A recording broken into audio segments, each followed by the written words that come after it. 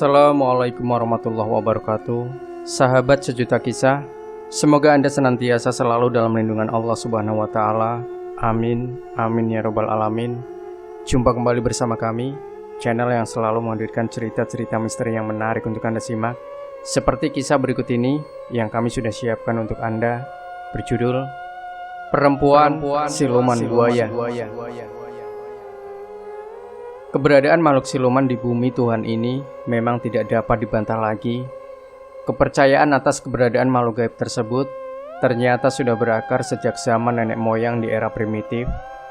Dan di era terkini, para siluman yang sering memasuki dimensi ruang dan waktu kehidupan manusia di alam nyata, mereka menggoda, memperdaya, bahkan ingin menguasai insan yang tidak beriman lahir dan batin.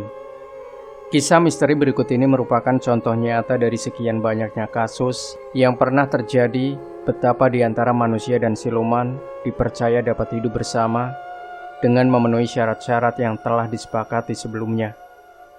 Berikut ini sepenggal catatan hitam kehidupannya karena nyaris tergoda sesosok makhluk siluman yang dikenal dengan sebutan siluman buaya. Akhir November tahun 2008, aku dihubungi seorang teman di Medan melalui telepon. Dia menawarkan pekerjaan yang cukup menjanjikan di ibu kota Sumatera Utara tersebut. Aku yang sudah cukup lama menganggur setelah di PHK di sebuah pengeboran minyak milik asing di daerah Riau Daratan, cukup tertarik dengan tawaran teman itu. Meskipun untuk sementara harus meninggalkan keluarga di kota Pekanbaru, aku dan Darwis Tanjung, demikian nama teman tersebut, dulu sama-sama kuliah di Medan pada sebuah perguruan tinggi swasta.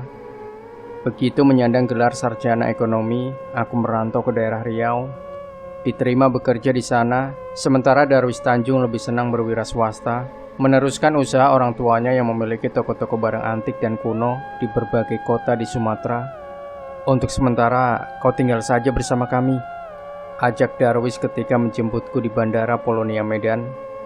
Bukan ingin menyombongkan diri, rumahku cukup besar di kawasan elit perumahan Bumi Asri. Susulnya kemudian, di rumahnya yang cukup mewah itu, aku diperkenalkannya dengan Rasyam, perempuan cantik berkulit sawo matang, dan kedua bola mata agak sipit tersebut menyambut uluran tanganku dengan senyum. Hari pertama aku berada di Medan, Darwis nampaknya tidak ingin buang-buang waktu. Dia langsung mengajakku ke toko barang antiknya di bilangan Kesawan dan Petisah, berkenalan dengan petugas dan pelayan toko di sana. Kepada mereka Darwis menyatakan bahwa aku akan diangkatnya sebagai manajer pemasaran, merangkap wakil pemilik usahanya.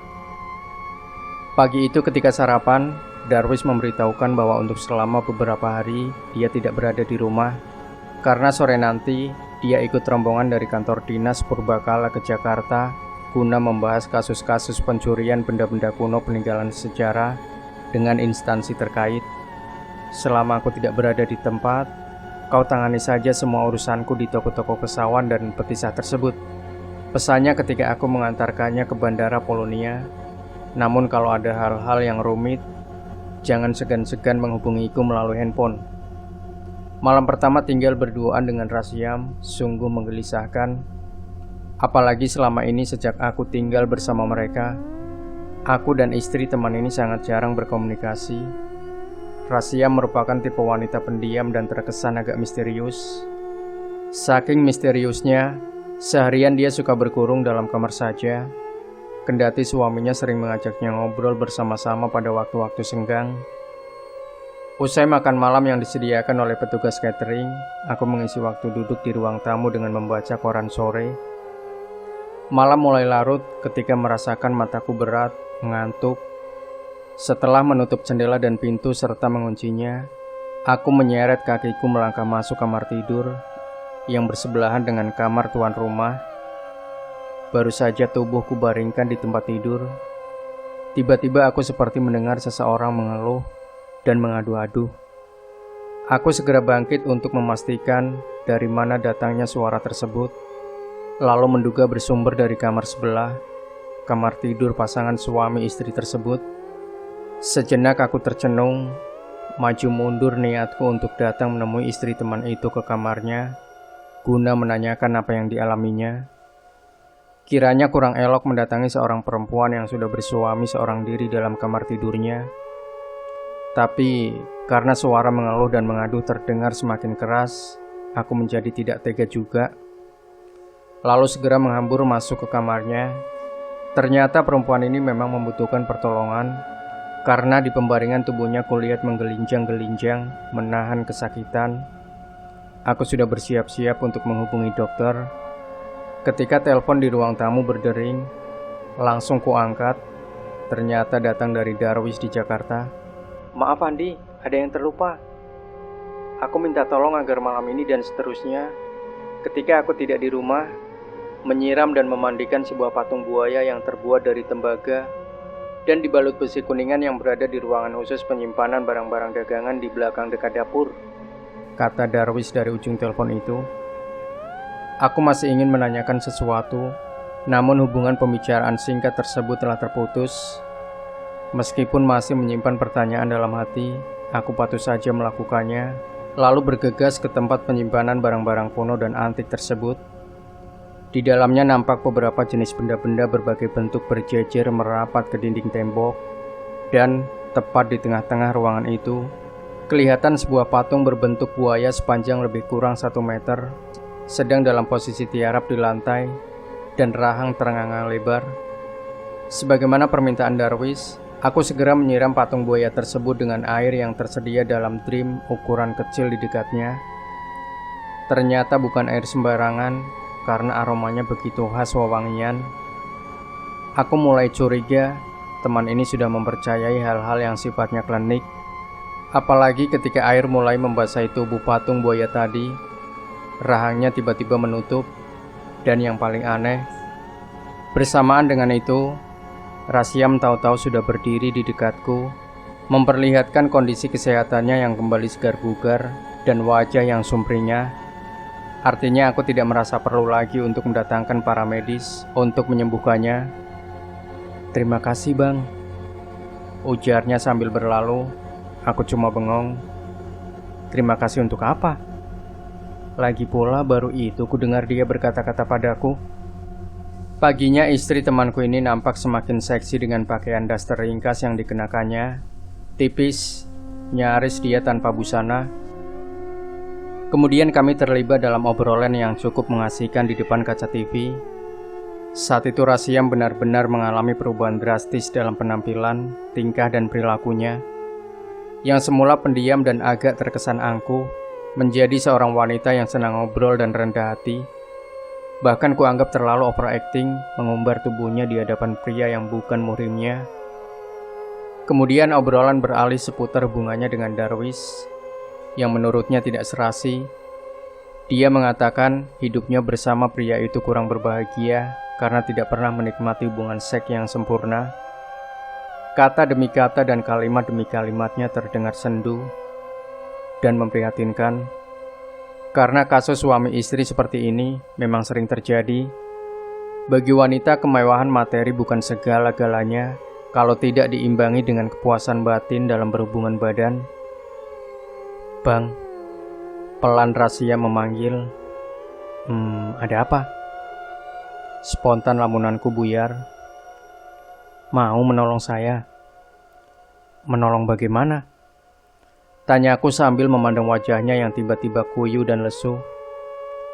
"Anu Bang." "Anu apa?"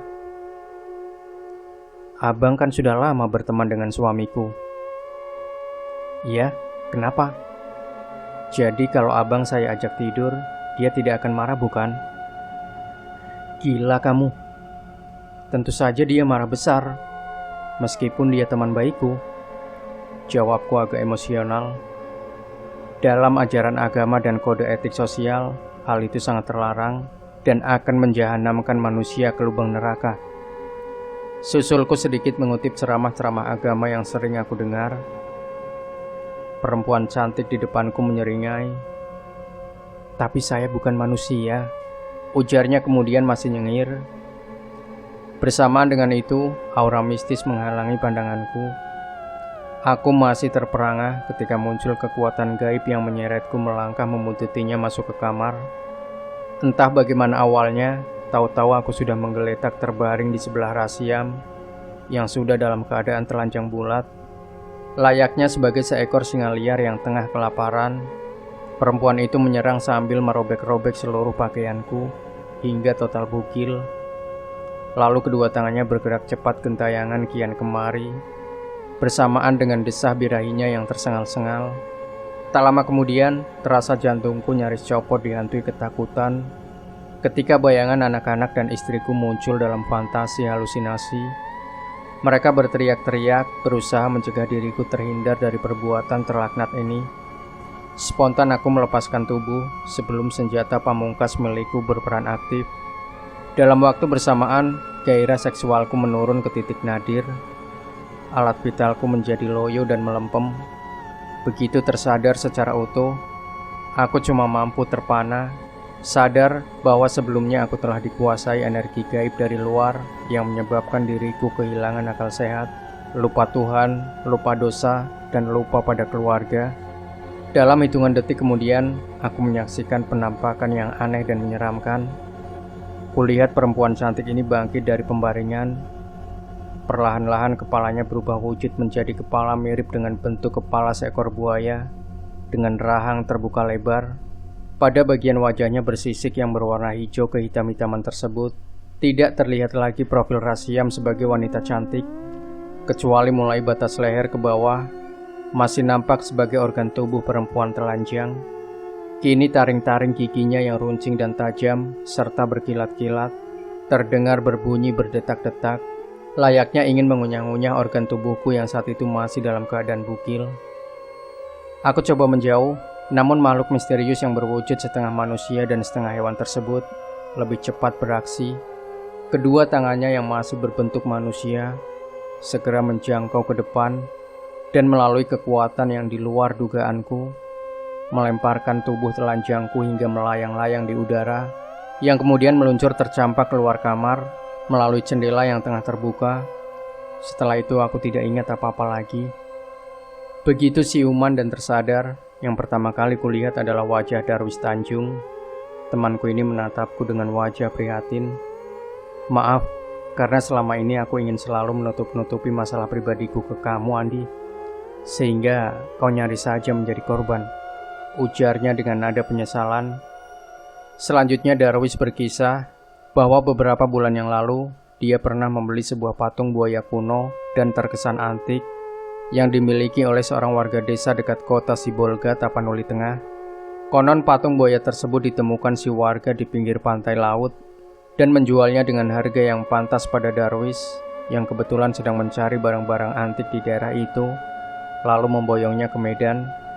Beberapa orang kolektor benda-benda kuno ingin membelinya dengan harga bervariasi hingga sampai miliaran. Bahkan seorang turis dari mancanegara ingin menawar hingga 10 miliar rupiah, dan Darwis sudah bersiap-siap menjualnya dengan harga tertinggi. Ketika malamnya dia bermimpi didatangi seorang pria tua, mengenakan sorban dan jubah berwarna merah tua. Orang tua tersebut melarang Darwis menjualnya dan menyuruh agar patung buaya itu pada waktu-waktu tertentu disiram dengan air kembang 7 rupa. Setelah beberapa kali melakukan arahan pria tua dalam mimpi tersebut, hari itu seorang perempuan cantik datang bertamu ke rumah Darwis. Sang tamu mengaku pemilik patung buaya tersebut dan meminta agar Darwis mengembalikannya. Sebaliknya, kalau ingin memilikinya, si perempuan cantik yang mengaku bernama Rasiam tersebut minta agar Darwis menikahinya secara diam-diam dan rahasia. Karena aku memang belum berkeluarga, pemilik patung buaya itu kunikahi dengan segala senang hati. Kami menikah diam-diam dan secara rahasia, karena calon istriku tersebut tidak memiliki identitas diri yang jelas, tak punya KTP, dan mengaku hidup sebatang kara. Lanjut Darwis berkisah. Menurutnya, Rasia merupakan wanita yang seksmania, yang kemudian hari diketahui dia adalah sosok perempuan siluman, tegasnya dari komunitas siluman buaya.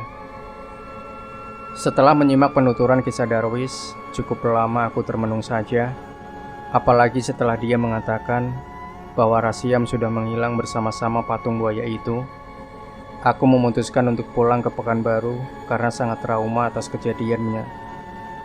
Karena sangat trauma atas kejadian menyeramkan yang kualami, siapa tahu perempuan siluman buaya yang sekmania tersebut kembali lagi ke rumah temanku ini, ingin melampiaskan nafsu birahinya yang gagal menguasaiku hari itu.